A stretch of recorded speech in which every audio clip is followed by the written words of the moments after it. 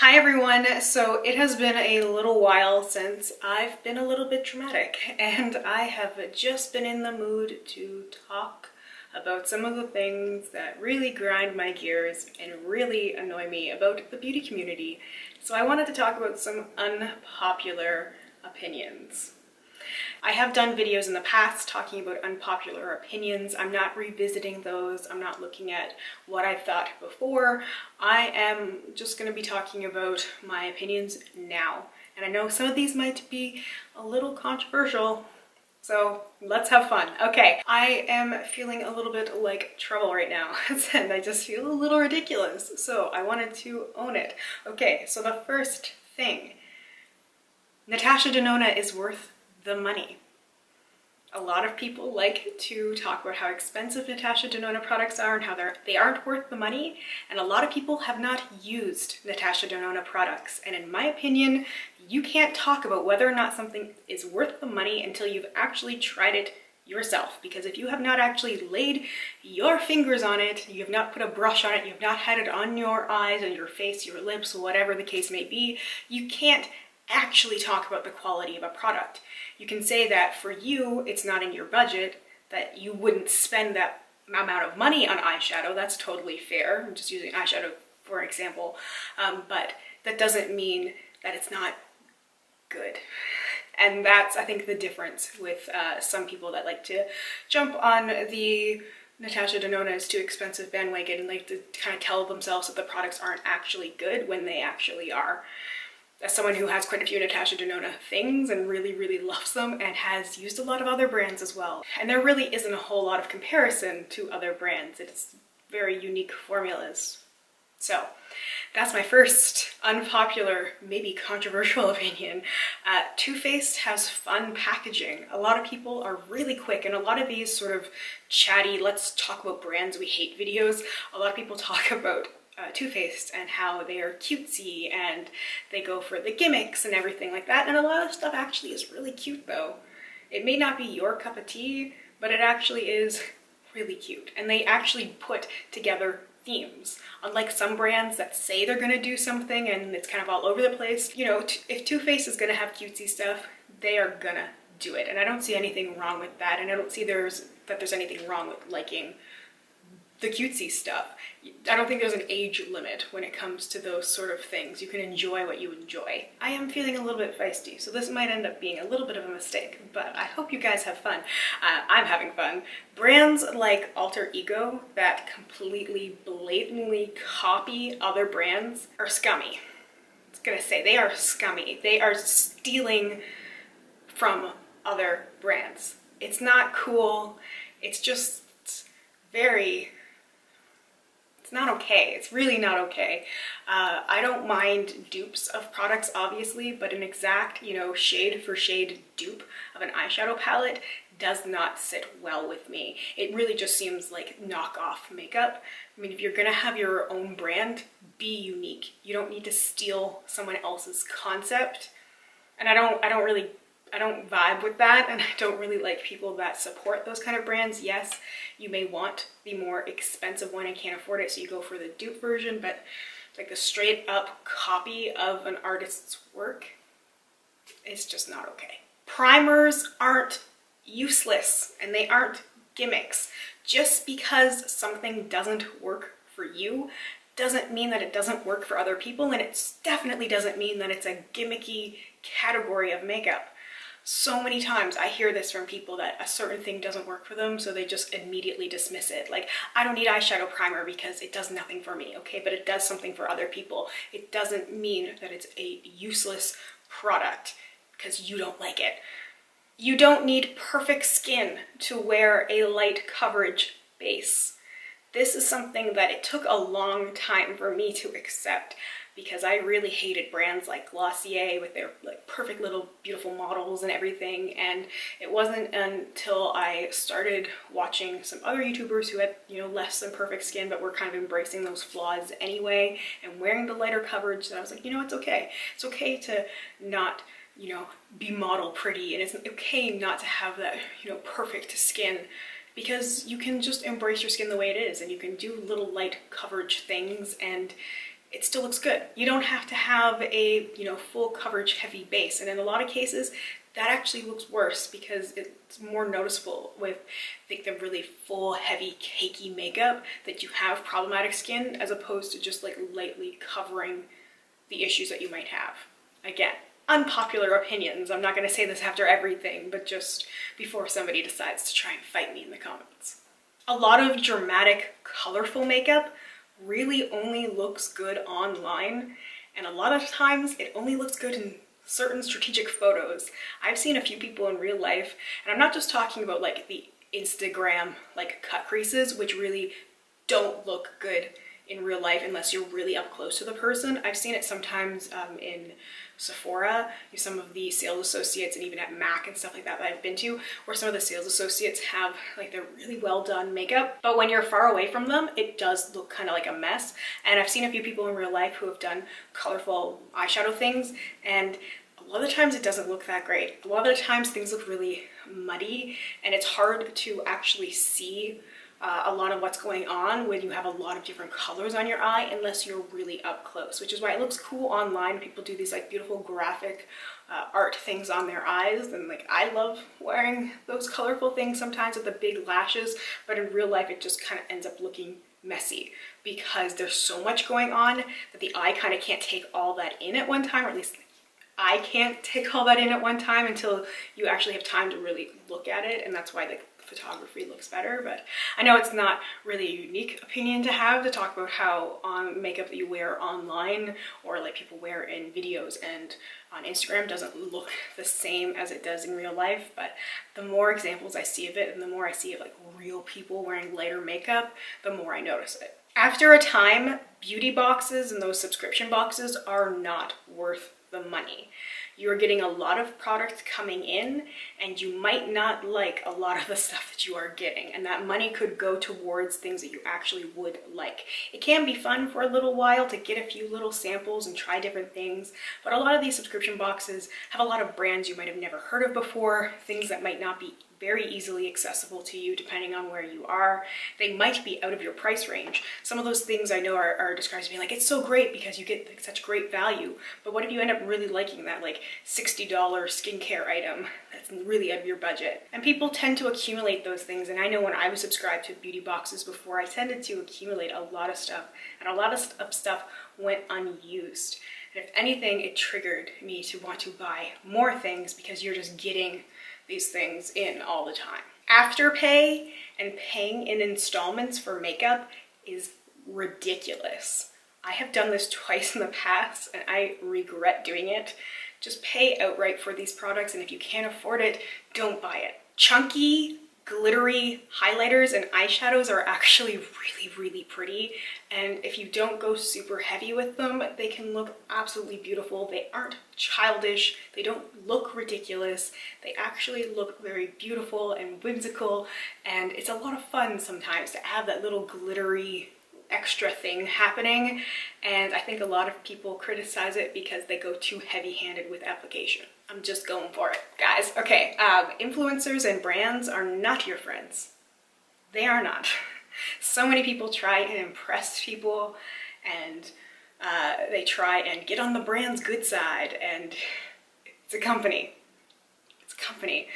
Also, the same thing goes with buying merch. I think it's really weird that people buy influencer merch and merch for brands and wearing brand logos. Like, there's something really strange about it in comparison to other things. I don't know if I can really explain this one. I just find it kind of weird. It just seems like a weird thing, especially when influencers have very generic merch with like generic taglines that really could be from anyone. It just seems kind of weird to me. There are way too many celebrity and influencer makeup lines. It needs to stop. It's like the new perfume or the new clothing line. It's just so many of them are not great.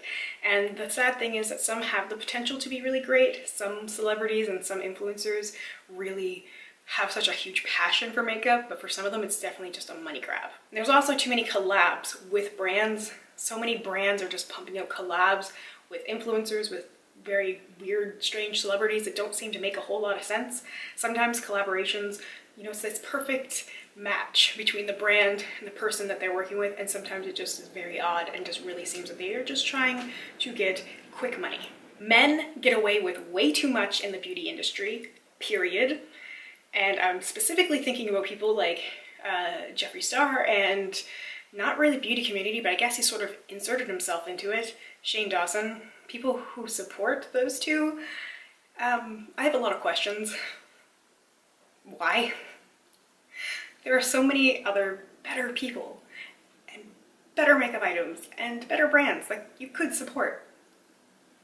Why? Actually, I don't want you to answer that because I really don't care. So, I know, fight me, but I just don't understand. I just really don't understand. The evidence is out there. These are really not great people and they really don't deserve support. I don't understand. And while I am still being controversial, green, clean, and cruelty-free labels have pretty fuzzy definitions and requirements. I mean, really, nothing is cruelty-free in this world. A lot of people don't like to hear it, but also exploitation goes far, far beyond animal testing. Far beyond it. But a lot of people don't seem to realize that a brand can put cruelty-free on their product without it actually being entirely cruelty-free, because they could put it on there because the final product was not tested on animals, for example, but it doesn't mean that it wasn't tested along the way. It's very weird, and there's not a lot of brands that are actually fully vetted in terms of being actually cruelty-free, but just in terms of animal testing, which is what a lot of people tend to focus on when there are so many other areas that could be looked at. I know this is a very hot button topic, just gonna leave it at that. Switching to a little bit of a lighter note, you don't need a transition shade for eyeshadow, and it definitely doesn't have to be a soft shade of brown. I have seen so many tutorials where people are doing like colorful things and they're like, I have to go in with my light brown transition shade. No, you don't. No, you don't. Transition shades doesn't have to be that, and it can be anything. And if you watch tutorials and advice from like real makeup artists and like editorial makeup artists, so few of them do transition shades. I think people get kind of carried away, and that sort of thing happened with like YouTube and people talking about transition shades and now everybody needs it. It has to be in every palette. Not all colorful eyeshadow palettes are cohesive or, in fact, interesting. A lot of them are very boring rainbow palettes, and there's no sort of theme going on. There's nothing that makes sense about those shades being together except for a bunch of colors, and that doesn't make a good eyeshadow palette. I think some people get hung up on that, and they see colors, yay, and they don't realize that it's not great. Some brands are doing it well, and some brands are still showing in a few throwing in a few pops of color that really trick your eye when you look and you see like 2 colorful things out of 12. There's so much that could be done in terms of colorful eyeshadow, and I have noticed it with a few brands. It's been really interesting, but so many colorful things just are actually kind of boring. And neutral palettes can be a lot more interesting than rainbow palettes, depending on how it's laid out and the formulas and the undertones. Massive declutters from YouTubers aren't inspirational or hashtag goals. A lot of these people received a lot of this product for free, and it's very, very easy for them to get rid of it. They are able to get rid of so much stuff because they know they have so much stuff coming in.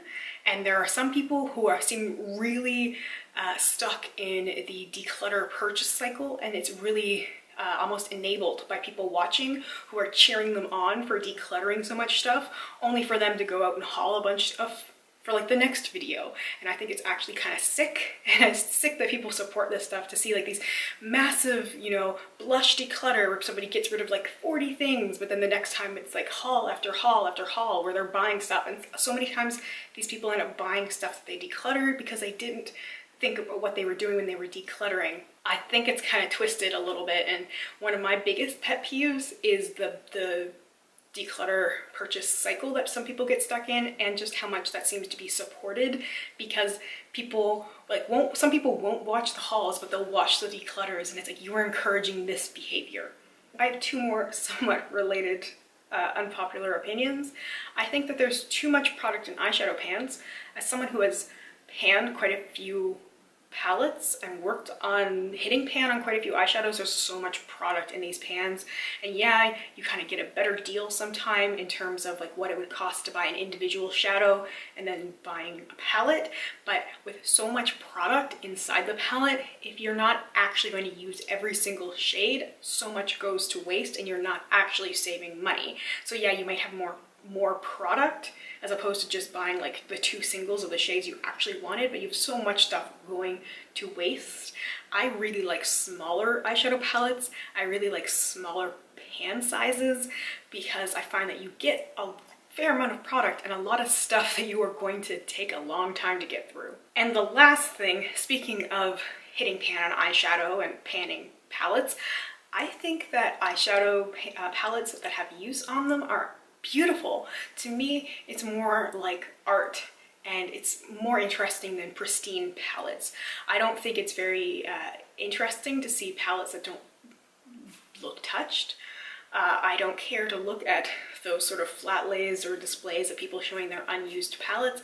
I like to see the used stuff and I like to see it messy. I don't particularly care for people who completely clean, very meticulous about like cleaning out the pan of their used palettes. Like, show me that you used it. Let me see it be a little messy. Let me see those smudges of color. I am inspired by that, and that's why I like my own palettes. I know I get a lot of criticism over that sometimes, or people don't like to see the dirty palettes, but it's eyeshadow on an eyeshadow palette. To me, that's cool. I would rather see that and see the usage and see the sort of swirls of colors together than see a perfectly pristine palette. And sometimes it just looks weird when the palette looks brand new, but then you see like the little perfect circle of a pan in one eyeshadow, but it doesn't, like, nothing else looks touched and the palette doesn't look touched, and it looks very weird. It just looks weird to me. I think some people fake their panning. It's a strange phenomenon to see sometimes, and to see those like brand new palettes with like the little circle clean pan, like somebody actually like took like micellar water and like shined that little circle of silver pan. Very weird, very weird. All right, so on that note, we'll end this there. I haven't really done any of these sort of videos in a while because reaction and reception can be kind of questionable sometimes, but they're also fun. And I've clearly had a lot on my mind and a lot of stuff that I wanted to talk about. So I'm glad I got it all out there. Let me know what you think or not.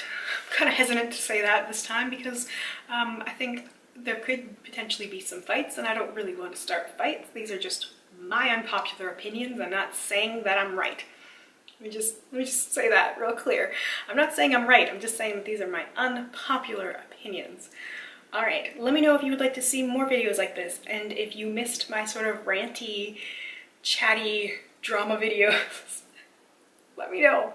I am a little nervous about sharing this just because it's been so long. But anyway, hopefully you enjoyed. Let me know if you have any requests for videos, topics you would like to see or hear, or whatever. I have a lot of videos that I'm still trying to get through, slowly but surely. So anyway, thank you so much for watching. I really do hope you have a wonderful day or night wherever you are, and I hope we get a chance to chat soon. Bye for now.